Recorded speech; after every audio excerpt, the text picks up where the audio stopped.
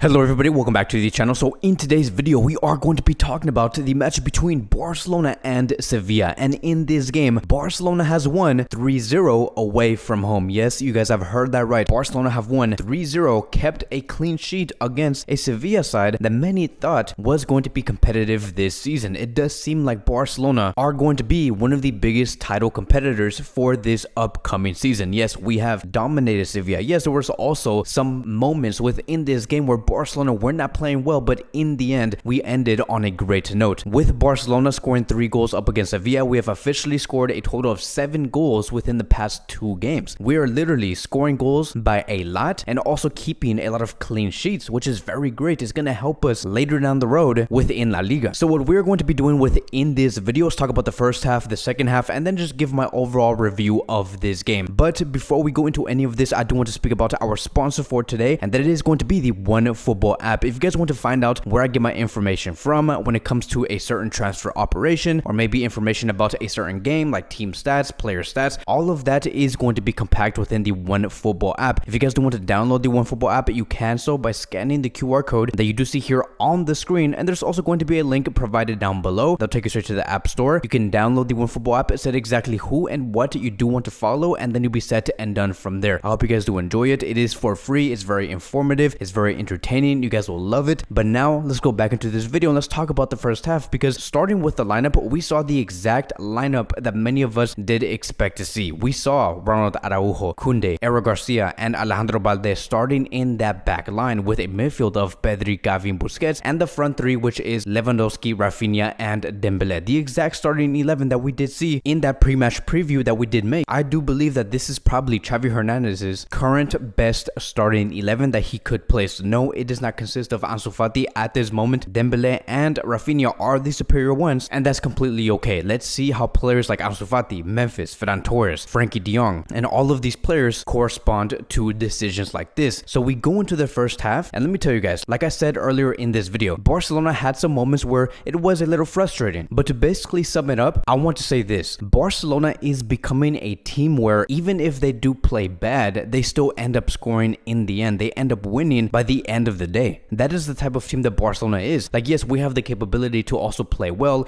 and win games, but even if we play bad, we still end up scoring goals. We still end up winning and grabbing the 3 points. That is how good this Barcelona team is becoming, because the past couple of years, every time we did play bad, we barely even got a win. We barely even score goals. Now we are in a situation where even if we play bad, we still score. We still win. We come out with a result. And one of the reasons on why we are like this today, it is because of the quality that is being built under Xavi Hernandez, especially within the midfield line and the forward line. These players, like especially when it comes to Raphinha, Lewandowski, and Dembele, they can produce a lot. They save this team when Barcelona is not playing at their best level, because that is what we did see in the first 20 minutes of the game. Yes, Sevilla was in a way on par with FC Barcelona in terms of the level. What did happen here when once Barcelona scored that first goal, even though we did not play that well, it reminded me a lot about what MSN used to do under Luis Enrique. Like there were games where Barcelona did not play well, and then we saw Messi assist Neymar. We saw Luis Suarez assist Messi. We saw Messi score 2 goals with an assist coming from Luis Suarez and Neymar Jr. And now what we are seeing here today is almost the exact same thing between Lewandowski, Raphinha, and Dembele. Now, if we look at the first 20 minutes of the first half, we look at this graph here, and you can just see, right, so this is proof that Barcelona did not produce anything in the first 20 minutes, but in the end, we were the ones that end up scoring first, and we ended up being the most dominant. Like, Sevilla had the ball. Like, they took the ball away from us within the midfield. They were creating chances. At one moment, before the 25th minute mark, Sevilla had more possession than FC Barcelona, and they played out the back very well, and Barcelona did not respond to that, like, at all. Like, they were saying, okay, Sevilla's playing well, but what do we do now? That was literally their attitude in the first 20 minutes. And so what we demanded coming from this Barcelona team was for them to become more awake, understand what Sevilla were trying to do. And this is where I also do want to introduce another player. I want to talk about Gavi, because when we talk about the one player that responded to the intensity that Sevilla was bringing in, Gavi was the one to respond and lead the charge. He was, again, the monster within the midfield, and it gave Barcelona more confidence that yes, we can match up going up against Sevilla and score goals. He was one of the reasons on why Barcelona even found those first 1 to 2 goals. And because of what Gavi has been doing, his ability to intercept, bring recoveries, he has brought in a total of 2 interceptions and 3 recoveries within the first 45 minutes. Because of those numbers, that work ethic allowed Barcelona to move forward and attack, to win the ball in the midfield and to score those goals. That is the whole reason why Lewandowski, Raphinha and Dembele had the ability to counter-attack, is because Barcelona were eventually winning the ball in the midfield, all thanks to Gavi. And so in the end, Barcelona were growing in the game, and going past those first 25 minutes, from there moving forward until the end of the game, Barcelona were the dominant ones. And so I also do want to shout out to Ter Stegen for having a lot of saves in the first 20 minutes of the game, because Barcelona did not have possession. Of course, Sevilla saw more opportunities to score goals, and Ter Stegen was there to save Barcelona, where it could have easily been Barcelona going 1-0 down or 2-0 down. So we are seeing a great on-form Ter Stegen. I really do want to shout out this player, because I know that many are not going to be talking about this player unless this guy makes a ridiculous mistake and concedes a goal. But I want to shout out Ter Stegen because he is doing so well. We are seeing the Ter Stegen that we did see from the 2019 version. If not, I honestly believe that this Ter Stegen is better than that 2019 version. So these are the type of things that Barcelona do need at the moment, is to have players like Ter Stegen to save Barcelona when we are not there yet in terms of the intensity, and then having a warrior in the midfield like Gavi to say we are here to take advantage and bring all of the possession and to score these goals, and then for the rest to follow, which is the front line and the rest of the midfielders. And so going to Lewandowski, this guy here is just, again, another monster on the field. I strongly believe that Lewandowski, who is one of the players that did score on tonight's match, I honestly think that this is the best striker we have had since Luis Suarez back in 2016. I think that Lewandowski is better than the 2017 Luis Suarez, the 2018 Luis Suarez, the 19 Luis Suarez, the 2020 Luis Suarez. This guy here has been a player that we have been missing for so long. Like in the past 6 years, we have never had a striker as good as this one. So you go into that second goal that Barcelona did score. He had a great chest control. He put the ball down and easily puts the ball into the back of the net after a beautiful cross coming from Jules Koundé. What Lewandowski produced here in that second goal was pure talent, pure instinct for goal. I'm happy to see that Xavi Hernandez has constructed this team to be very strong at the bottom point of this team, which is Ter Stegen, and to the top point of this team, Lewandowski. We were easily dominated from both ends. And so going back to that first goal that Barcelona did score, Raphinha also did score a goal, which was completely deserved. Lewandowski actually almost scored this goal too, because he advanced the ball forward by making a beautiful chip, only for Raphinha to make that rebound and score the first goal of tonight. So both goals were amazing, almost produced by the same player, which was Lewandowski, and Koundé came out from the first 45 minutes with a total of 1 assist. Again, we are a team where even if we do play bad, we can still win and come out on top, which is what we did see. But going into the second half, Barcelona played in a much better way. We performed much more as a collective, as a unit. We saw the exact same 11. I believe that the only reason why Xavi Hernandez did not really change anything from the 11 is because, again, we were growing into this game. We started to become more dominant. We played better. We moved the ball better from the back line to the front line. And you just had that feeling that this starting 11 had great control. And 5 minutes later into the second half, we saw the third goal with Eric Garcia scoring the third goal for FC Barcelona, which is deserved. This guy has had a great start to the season, and he does deserve this goal because of how great he has been distributing those tackles, those headers, bringing the ball into the midfield, making those ball distributions. He has been doing everything he could in that defensive line, and he does deserve this goal. So we saw Raphinha make a beautiful cross to Koundé. Koundé sets the ball to Eric Garcia, and Eric Garcia taps in the ball into the back of the net, with Koundé now having his second assist of the match. So I'm happy to see that Eric Garcia is coming out on top, proving the haters wrong, that this is a player that can score, that can defend. And for also Koundé, right, he is doing exactly what Xavi has been asking for. He wanted a center back that can be very productive. He can score goals, bring assists, be very good on the ball, and we are seeing Koundé do exactly that. Like, he did come out with 2 assists. What more can you ask for from a center back? And so later down the game, we saw some substitutions happen. After Xavi Hernandez realized that we had control of this game, he made subs. So Lewandowski came out,